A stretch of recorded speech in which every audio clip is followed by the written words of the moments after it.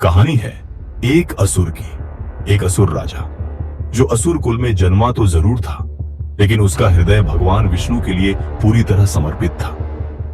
एक ऐसा राजा जिसने अपने अद्भुत बल, तप और धर्म से तीनों लोकों को जीत लिया, लेकिन फिर भी क्यों भगवान विष्णु ने उसे पाताल लोक में भेज दिया। और जब वह महाबली अपने 100वें यज्ञ की समाप्ति पर था, जो उसे अमरता और अनंत शक्ति देने वाला था, तभी सामने आया एक नन्हा ब्राह्मण बालक। उस ब्राह्मण ने भिक्षा में मांगी केवल 3 पग भूमि।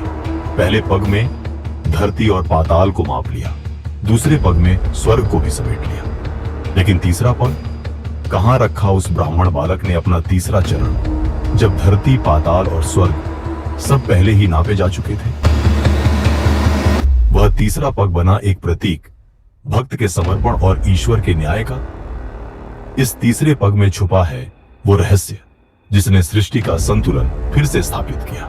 आइए जानते हैं उस अनोखी लीला को।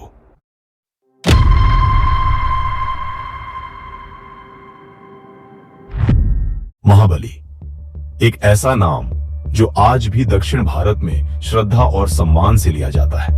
वह एक असुर था, पर बाकी असुरों से बिल्कुल अलग। न क्रूरता न छल, बल्कि धर्म, दया और भक्ति उसका मार्ग था।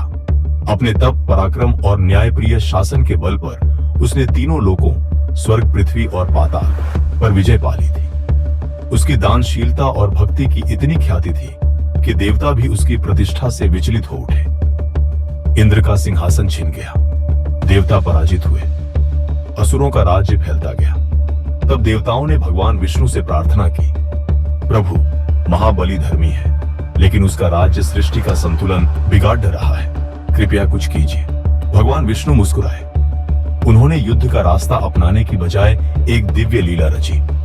उन्होंने वामन रूप धारण किया, एक छोटे तेजस्वी ब्राह्मण बालक का रूप। उधर महाबली अपने 100वें अश्वमेध यज्ञ की तैयारी कर रहा था। मान्यता थी कि जो भी 100 अश्वमेध यज्ञ पूर्ण करता है, वह देवराज इंद्र के समान प्रतिष्ठा प्राप्त करता है, बल्कि उससे भी श्रेष्ठ और अमरत्व का अधिकारी बन जाता है। यही कारण था कि देवता चिंतित थे, क्योंकि वे जानते थे कि इस यज्ञ के संपूर्ण होने के बाद महाबली को हराया नहीं जा सकेगा। यज्ञशाला में वातावरण शांत था, मंत्रों की गूंज और भक्तों की श्रद्धा व्याप्त थी। तभी वहां प्रवेश किया वामन ने। बालक स्वरूप में आए विष्णु, लेकिन व्यक्तित्व इतना दिव्य कि सभी ऋषि मुनि और स्वयं महाबली उनकी ओर आकर्षित हो गए। महाबली ने प्रेम पूर्वक पूछा, कहिए ऋषिवर, भिक्षा स्वरूप आपकी क्या अभिलाषा है? वामन ने मुस्कुराते हुए उत्तर दिया, मुझे भिक्षा में केवल 3 पग भूमि चाहिए। महाबली ने आश्चर्य से पूछा, इतनी थोड़ी सी भूमि, इससे क्या होगा? हे ऋषिवर, कुछ ऐसा मांगिए जो दिव्य या अनमोल हो। लेकिन वामन की आवाज में अटल विश्वास था। राजन, मुझे उतनी ही भूमि चाहिए जितनी मैं अपने 3 कदमों में नाप सकूं। सभा में अचानक गहरा सन्नाटा छा गया।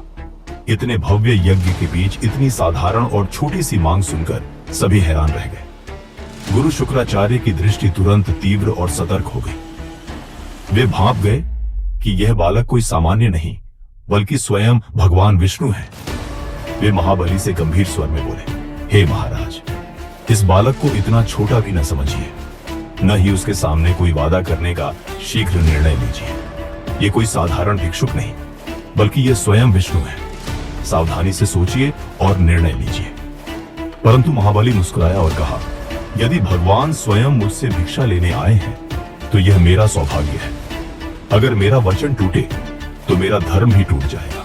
महाबली ने जैसे ही वामन को 3 पग भूमि दान देने का संकल्प लिया, वामन धीरे धीरे विशाल होने लगे, और देखते ही देखते उनका स्वरूप इतना विराट हो गया कि सभी दंग रह गए। क्षण भर में वह छोटे से ब्राह्मण बालक से त्रिविक्रम रूप में परिवर्तित हो चुके थे। पहले पग में उन्होंने पूरी धरती और पाताल को नाप लिया, दूसरे पग में स्वर्ग लोक भी समा गया। अब तीसरे पग के लिए कोई स्थान ही नहीं बचा था। भगवान विष्णु ने गंभीर स्वर में पूछा, अब बताओ राजन, तीसरा पग कहां रखूं? महाबली ने विनम्रता से अपना मस्तक झुकाया और श्रद्धा से कहा, प्रभु, अब मेरे पास देने को कुछ नहीं बचा। यह सिर प्रस्तुत है, इसे ही अपना तीसरा पग मानकर स्वीकार करें। भगवान विष्णु ने गंभीर दृष्टि से महाबली की ओर देखा, फिर अपने विशाल पग को उठाया और प्रेम व न्याय से भरे भाव के साथ उसे महाबली के सिर पर रख दिया। क्षण भर में धरती कांप उठी, देवता स्तब्ध रह गए और एक दिव्य आकाशवाणी गूंजी। राजा बलि, ये कोई दंड नहीं, ये तुम्हारे त्याग और भक्ति का प्रतिफल है। मैं तुम्हें पाताल लोक का सम्राट बनाता हूँ और जब तक इस सृष्टि में धर्म की चर्चा होगी तब तक तुम्हारा यश अमर रहेगा। भगवान विष्णु का यह वचन अमृतत्व का आशीर्वाद बनकर पाताल तक गूंज उठा और महाबली सिर झुकाए मुस्कुराते हुए उस लोक में प्रस्थान कर गए, जहां से उनका नाम युगों युगों तक गूंजता रहेगा। कहा जाता है भगवान विष्णु स्वयं पाताल लोक में महाबली की रक्षा के लिए द्वारपाल बनकर रहने लगे। उन्होंने महाबली को यह वरदान भी दिया कि वह साल में एक बार पृथ्वी पर आकर अपनी प्रजा से मिल सकते हैं। ओणम का त्योहार केरल में हर वर्ष इसी खास पल की याद में मनाया जाता है, जब महाबली अपनी प्रजा से मिलने के लिए पृथ्वी पर आते हैं। और इस तरह भगवान विष्णु ने महाबली की भक्ति, त्याग और धर्म का सम्मान करते हुए उसे अमृतत्व और यश का वरदान दिया।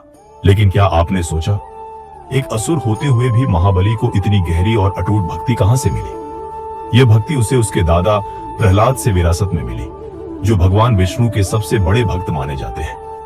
प्रहलाद कौन थे और कैसे भगवान विष्णु ने उन्हें उनके अधर्मी असुर पिता हिरण्यकशिपु के अत्याचारों से बचाया? इन सवालों के जवाब जानने के लिए हमारा नरसिंह अवतार वाला वीडियो जरूर देखें। हमारे चैनल को सब्सक्राइब करें और वीडियो को लाइक जरूर करें, ताकि हम आपके लिए ऐसी ही और शानदार कथाएं लेकर आते रहें। जय श्री विष्णु।